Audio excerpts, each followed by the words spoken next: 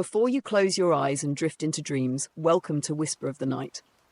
Here, under the hush of moonlight, we breathe new life into old tales. Soft-spoken, reimagined, and wrapped in emotion. Let the noise of the day fall away as we wander through stories meant not just to lull you, but to hold your heart gently. Tonight's story begins with snow and something deeper beneath the cold. Part 1. The Shattered Mirror. There once was a mirror, forged not by nature nor by God, but by something colder. A demon, or perhaps a darker thought born from the soul of the world itself, crafted it. This mirror didn't reflect truth, it twisted it. Beauty became grotesque, love seemed petty, and every wound looked deeper than it truly was. And as cruel things do, the mirror shattered. Pieces flew across the earth, invisible and sharp. Some landed in eyes, distorting what people saw. Some pierced into hearts, altering how they felt. And those touched by the fragments, well, they changed. Not in ways anyone else could clearly explain. Just colder, angrier, distant. In a quiet town, wrapped in frost and silence, lived two children, Kai and Gerda. They weren't siblings, but something closer. The kind of closeness that comes not from blood, but from shared winters, endless stories, and the laughter only childhood understands. They lived next door to one another in two modest attics. Between them grew a small rose garden on the rooftop, carefully tended even through the bitter seasons. Roses in winter, what a miracle that must have seemed. They held hands more than they knew, ran through the snow together, built castles of ice, whispered promises under blankets. To Kai, Gerda was warmth. To Gerda, Kai was light. But the world has a way of testing such purity. One grey morning, a piece of the demon's mirror found Kai. It struck him in the heart, and one speck like dust in his eye. He flinched, rubbed it away and blinked, but the world didn't look the same after that. The roses looked dull. Gerda's smile too bright, too eager. Her stories seemed childish, her laughter annoying. He began to frown when she sang. He kicked at the snow when she offered to play. He didn't know what was happening to him. All he knew was a growing numbness, like winter had crawled into his chest. It was the beginning of a goodbye. The kiss of cold. Winter deepened, not just outside, but within. Gerda noticed it first, how Kai no longer smiled at the roses. How he laughed, yes, but it was sharp now, not the laughter she used to know. It felt like he was always just out of reach, even when he stood beside her. She tried to pull him back, with games, with stories, with quiet cups of tea near the fireplace, but it was like speaking to someone underwater. Her words couldn't reach him, and then, one evening, he vanished. No note, no sound, just his sled left by the door and the gentle hush of falling snow. They said he must have gotten lost, that he wandered off and the snowstorm took him, but Gerda didn't believe that. A bond like theirs, no storm could bury it. The truth, as always, was far stranger and quieter. Kai had followed the Snow Queen. She came to him when the snow was at its deepest.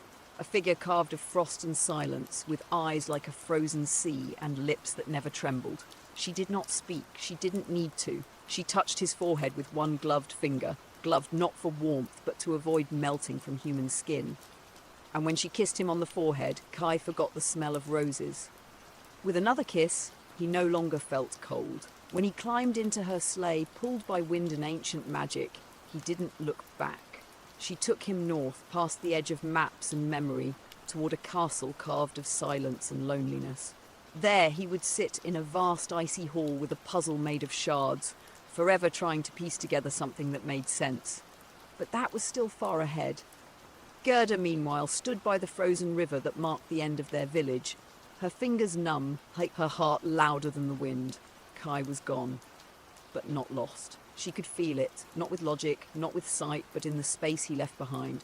An ache that could only exist if something precious had been taken. Not lost, taken. And so she did the only thing that made sense to her. She packed a small satchel, wrapped herself in her thickest scarf, and began walking north. She didn't know what she would find or how far the road would go. But some loves don't ask for proof before they fight. Roads that don't care. The path north was not made for little girls with trembling hearts and second-hand boots, but Gerda walked it anyway. At first people tried to stop her. An old woman offered her warm bread and a warning. A merchant scoffed and told her to go home. "What kind of child follows a ghost into the ice?" he said. But the world had already taken Kai. She would not let it take her belief too. She followed the river, frozen and cracked like a broken mirror. She slept in barns and under trees that whispered loneliness in the wind. Hunger followed her like a stray dog, and the cold bit at her ankles, but her stubbornness burned like a candle in the dark. She began to dream strange dreams. Once, she dreamed of the Snow Queen's palace, empty, endless halls where the silence hummed like sorrow. Kai was there, eyes glassy, his hands moving slowly across the surface of a strange mirror puzzle. He did not look up. She called to him, but her voice made no sound in that place. When she woke, she was crying. And then came the crow, not a majestic bird, not a talking oracle, but a ragged, half-mad creature who hopped awkwardly on one leg and looked her directly in the eye. "You're not the first one looking for the boy," he croaked. Her heart seized. The crow led her to a garden far off the road, a place hidden behind time. Inside lived a woman with roses that bloomed even in winter and a smile that stretched too wide. "Stay here," the woman whispered. "You are tired. The snow is cruel. Rest in the warmth of forgetfulness." And for a time Gerda did. She lay beneath the rose trees. She drank sweet tea. She felt the ache inside her quiet, dulled by sunlight and slow songs. But something was wrong. She saw the garden was endless, not forward, not backward, only in circles. The sun never moved, the roses never wilted, and one night she dreamed again, not of Kai, but of a world without him. The dream shook her, more than the cold that cold ever had. When she awoke, she saw a single rose that had been buried deep in her satchel, flattened and dried. Kai had once given it to her. The memory hit her like thunder. She stood up, walked straight to the edge of the illusion, and though the garden screamed in silent protest, she broke free. Because sometimes grief tries to numb you, it offers comfort instead of clarity. But comfort can be a trap when what you truly need is fire. The road grew crueler after the garden, colder, wilder. Gerda trudged through forest and frost, past animals with glowing eyes and trees that groaned like they remembered sorrow. The wind no longer howled, it whispered, and that was worse. It carried the sound of Kai's voice, warped and distant, as if memory itself were mocking her. One night she collapsed beneath a tree, too tired to cry. That was when the robbers found her. Not the storybook kind with manners and mischief, real ones, wild-eyed and sharp with hunger. They stripped her bag, poked at her coat, and argued whether a child was worth ransoming in a winter like this. Then came the robber girl. She couldn't have been older than Gerda, maybe even younger, but there was something dangerous in her eyes. Not evil, just used to surviving. She pushed the others away. "She's mine now," she said. Gerda, too cold and shocked to speak, simply nodded. The robber girl gave her a blanket made of reindeer hide and stale bread that tasted like stone. She didn't ask questions, not at first, but that night, beside a fire that fought the wind, she looked at Gerda and said, "You don't look like someone who runs." "I'm not," Gerda whispered. "I'm someone who keeps walking." The girl laughed, not kindly, but not cruelly either. Same thing. Later, Gerda told her everything about Kai, the shards of mirror, the garden of forgetting, the Snow Queen's frozen palace. The robber girl didn't mock her. She just stared at the flames as if seeing something Gerda couldn't. "The world doesn't give you back what it takes," she said, "but maybe it gives you something else." In the morning, the girl led Gerda to the edge of the forest. She gave her a compass carved from bone and a reindeer who once belonged to a trapper, long dead. "Go north," she said, "but know this, the closer you get, the colder it becomes. Not just outside, inside too." Gerda looked her in the eye. "I'll be okay." The girl gave a small smile. "Don't be. Just be brave." And that was it. No goodbyes, no promises, just two girls, broken in different places, recognizing something fragile and fierce in each other. As the reindeer carried her across the tundra, Gerda watched the world blur into white. Her hands were cracked, her lips bled, but something inside her had hardened, not into ice, but into steel. Grief had taught her how to cry. But love, real, burning love, was teaching her how to fight. The north was not a direction anymore. It was a sensation. It was sensation, merciless, absolute. Days blurred into a long white screen. The sun forgot her. Time lost interest. Even the reindeer collapsed in exhaustion and would not rise.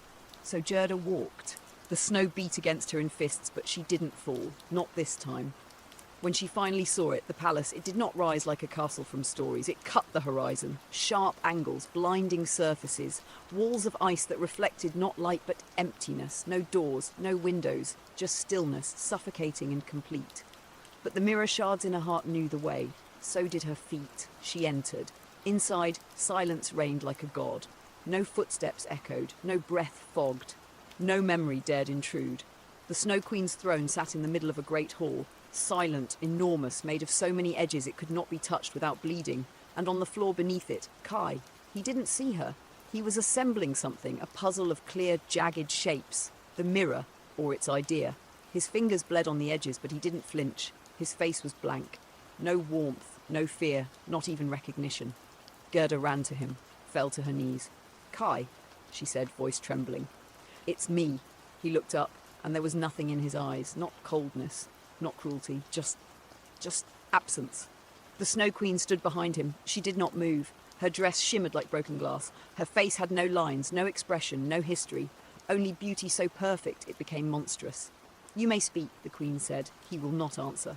Gerda turned to her, throat raw. "Why? Because love is noisy," the Queen replied. "And I offer peace." Gerda shook her head. "This isn't peace. It's death with the lights on." A faint smile flickered at the Queen's mouth. "He came willingly. I offered him a place where pain could not touch him.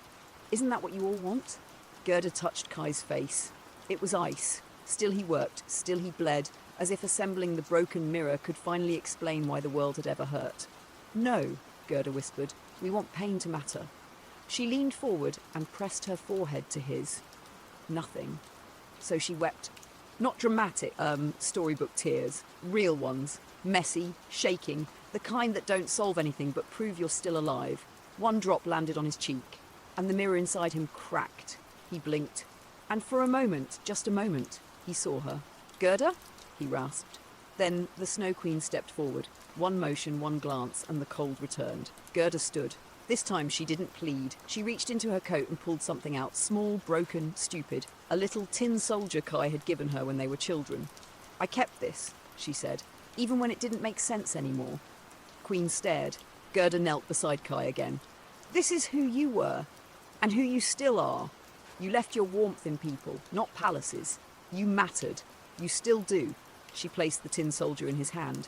He looked at it. His fingers trembled. The puzzle pieces fell from his lap like glass rain. And then he sobbed. The Queen flinched. A storm erupted in the hall. Not snow, but sound. Cracking, wailing, all the grief Kai had locked away returned in one violent wave.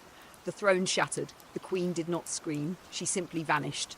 No fury, no curse. Just a final breath like a sigh from someone who never understood why love refused to die. Kai collapsed into Gerda's arms, and this time he stayed. They didn't leave in triumph. They left quietly, step by step, hand in hand. The palace had vanished behind them, not crumbled, not destroyed, just gone like breath on glass. Kai's body still trembled from cold that had rooted itself deep inside him, but he walked. For her, he walked. The world wasn't warmer yet. The snow still fell, but something had changed. Not the season, them. They no longer feared winter. As they retraced the path back home, it became clear how long they'd been gone. Trees they'd once known as saplings stood tall and unfamiliar. Rivers they remembered frozen now ran wild and silver. And when they finally reached their town, it felt smaller, less like a destination, more like a memory with walls. The house was still there. The garden they used to share now slept under a soft layer of frost, but the bench beneath the tree waited patiently. They sat down together. For a while neither spoke, because silence, when chosen, is sacred. Then Kai said, "I remember everything, but it feels distant, like reading someone else's story." Gerda nodded. "That's how we survive pain, I think. We turn it into a story we can carry." He looked at her. "You carried it for both of us." She didn't answer, just took his hand.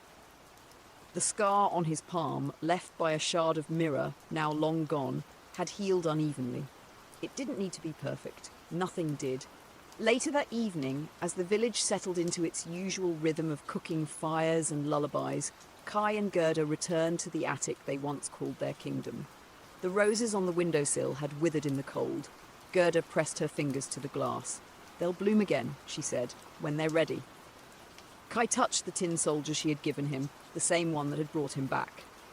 We used to believe this was magic, he said softly. It was, she replied. Not the toy. Us. Our belief in it. Our trust. That's the kind of magic the Snow Queen couldn't understand. He smiled. Not the boyish grin from before. Something older, more fragile, more true. You think she was ever a little girl like us? He asked. With dreams and stories and someone who believed in her? I think. She forgot, Gerda said, what it felt like to be warm. They sat in silence for a while, the kind that feels like home. Outside, the snow finally stopped. Not because winter had lost, but because it had said what it needed to say. The stars came out, quiet and silver. The town slept on. Somewhere far away, rivers kept running.